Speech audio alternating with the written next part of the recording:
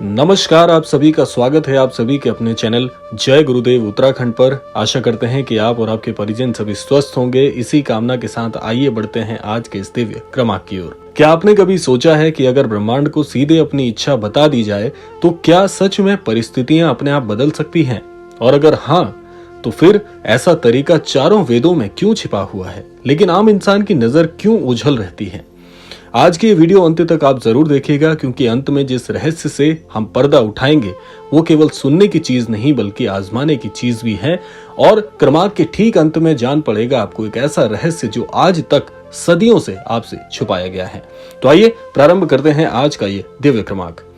सबसे पहले आपको जान लेना बहुत जरूरी हो जाता है कि वेदों का एक छिपा हुआ संकेत कैसे आज उजागर होता हुआ दिखता है। ऋग्वेद, यजुर्वेद, सामवेद और अथर्ववेद चारों में एक बात बार बार संकेतों में आती रही है कि ब्रह्मांड चेतन है और चेतना से संवाद संभव है। ऋग्वेद में इसे ऋत कहा गया है, यजुर्वेद में यज्ञ भाव, सामवेद में नाद और अथर्ववेद में संकल्प। चारों वेद अलग भाषा बोलते हैं, लेकिन संदेश तो एक ही है कि जब मन, वाणी और भावना एक हो जाती है तो ब्रह्मांड उसे आदेश नहीं बल्कि निवेदन समझता है। आइए जान लेते हैं कि आज तक मनुष्य के द्वारा की गई सारी मनोइच्छाएं क्यों असफल हो जाती हैं। अधिकतर लोग प्रार्थना करते हैं लेकिन भीतर संदेह भी रखते हैं। वेद कहते हैं कि संदेह से जन्मी वाणी ब्रह्मांड तक पहुंचती ही नहीं है। इसीलिए सिर्फ मांगना पर्याप्त नहीं, स्थिति बतानी होती है जैसे ब्रह्मांड पहले से ही सुन रहा हो। इसी सिद्धांत को प्राचीन परंपराओं में मौन संकल्प विधान भी कहा गया है। आइए अब जान लेते हैं 1141 वर्ष पुरानी गूढ़ परंपरा का वो दिव्य संकेत जो आज के इस क्रमांक का एक मूल भाग है। कुछ विद्वानों के अनुसार 11वीं शताब्दी के आसपास एक अप्रचलित वेदांत पूरक पांडुलिपि परंपरा का उल्लेख मिलता है, जिसमें स्पष्ट तौर पर लिखा है कि जो व्यक्ति रात्रि के अंतिम प्रहर में तकिए के नीचे संकल्प वाक्य रखकर सोता है, उसका मन निद्रा में भी ब्रह्मांड से संवाद कर पाता है। ये ग्रंथ सार्वजनिक रूप से उपलब्ध नहीं है, लेकिन कई साधना परंपराओं में इसे संकेत आज भी मौखिक रूप में मिलते हैं। यहाँ तकिया प्रतीक है, अर्थ यह है कि संकल्प अवचेतन तक पहुंचना चाहिए। आइए अब जान लेते हैं कि विज्ञान और वेद का संगम कैसे इस बात को सार्थक बना देता है। आधुनिक न्यूरोसाइंस भी कहता है कि सोने से पहले मन सबसे ज्यादा प्रोग्रामेबल होता है, और वेद पहले ही कह चुके थे कि निद्रा वो द्वार है जहां मनुष्य और परम शक्ति के बीच की दूरी बिल्कुल भी नहीं रह जाती है।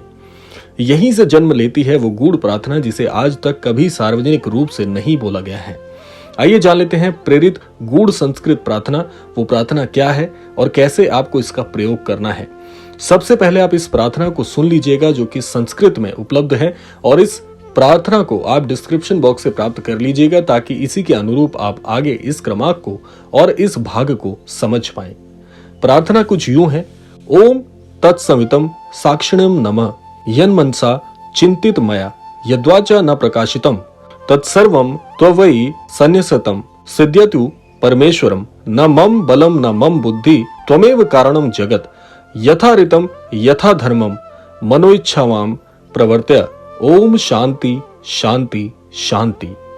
इसका अर्थ हुआ है कि हे चेतन ब्रह्मांड, जो इच्छा मेरे मन में है और जिसे शब्द भी नहीं दे पाए, हे चेतन ब्रह्मांड, जो इच्छा मेरे मन में है और जिसे शब्द भी नहीं दे पाए, उसे मैं तुझे सौंपता हूं। मेरी नहीं तेरी व्यवस्था चले।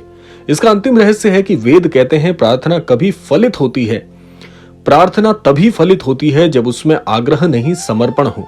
इसीलिए प्रार्थना मांगने के लिए नहीं, सौंपने के लिए है, और यही कारण है कि जिन लोगों ने इसे समझकर किया उनकी परिस्थितियां बदली, भाग्य नहीं। अगर आप चाहें तो आप भी इस प्रार्थना को अपना सकते हैं। इसके लिए आपको एक बहुत ही सरल सी विधि अब हम बताने जा रहे हैं। इस विधि को यदि आप इस प्रकार से कर लेते हैं, निसंदेह बहुत कम समय में, आपकी अपेक्षा से भी कम समय में आपकी हर मनोइच्छा बड़ी आसानी से पूर्ण हो सकती है। करना सिर्फ इतना है कि रात्रि प्रहर में आप जब सोने जाते हैं उससे ठीक पहले आपको अपने तकिए के नीचे ये प्रार्थना लिखित स्वरूप में, जो कि एक बिल्कुल कोरे कागज पर आपको लिखनी है, इसी तरीके से जैसी यहाँ पर वर्णित है, जो कि आप डिस्क्रिप्शन बॉक्स से प्राप्त करके लिख लेंगे। इसको अपने तकिए के नीचे रखकर आपने अपनी मनोइच्छा बोलकर अंतर मन से सो जाना है, और इस प्रार्थना को आपकी वाणी नहीं बल्कि आपका अवचेतन मन उस ब्रह्मांड तक पहुंचाएगा जो परम पूर्ण परमेश्वर के समकक्ष हैं। और इस ब्रह्मांडीय शक्ति के द्वारा आपके वो हर स्वप्न आप पूर्ण कर सकते हैं जिनके लिए आपने बहुत ही अद्भुत तरीके से सपने संजोए हैं। और ये सारे सपने पूर्ण होने की सिर्फ एक विधि है, एक शुद्ध मन, एक शुद्ध पर्याय और एक शुद्ध कामना। अगर आप ये सब कुछ बड़ी सरलता से जीवन में अपनाएंगे तो इतनी ही सरलता से आपके स्वप्न पूरे हो जाएंगे। हमारे वेद उपनिषद एक बात हमेशा कहते आए हैं कि व्यक्ति जीवन को जटिल समझता है, जबकि जीवन जटिल नहीं बल्कि उसी के लिए निर्मित ईश्वरीय सबसे बड़ी योजना है। इसलिए अगर आप जीवन को जटिल मानना छोड़ दें तो आपका जीवन सरल होना प्रारंभ हो जाएगा, क्योंकि ये ब्रह्मांड पहले ही जानता है कि जैसा आप सोचेंगे, जैसी परिस्थितियां आप अपने लिए इच्छा करेंगे, वैसी ही परिस्थितियां आपके जीवन में आएंगी। अगर आप ये सोचते रहेंगे कि मेरे जीवन में कहीं कष्ट तो नहीं आ जाएंगे, तो यहाँ पर आप नकारात्मक प्रभाव इस ब्रह्मांड को भेज रहे हैं और निसंदेह आपके जीवन में केवल और केवल नकारात्मक ही होगा, जैसा कि ये उदाहरण मैंने आपको बताया। तो इसीलिए ध्यान रखिएगा, ये सारी ब्रह्मांडीय योजना हम सभी के लिए है ताकि हम अपने जीवन को सुचारू और बहुत उत्कृष्ट तरीके से यापन कर पाएं। इसीलिए ईश्वर की इस योजना को सहयोग करते हुए जीवन को सरल मानकर आगे बढ़ें तो सरलतम जीवन की प्राप्ति आपको अवश्य होगी।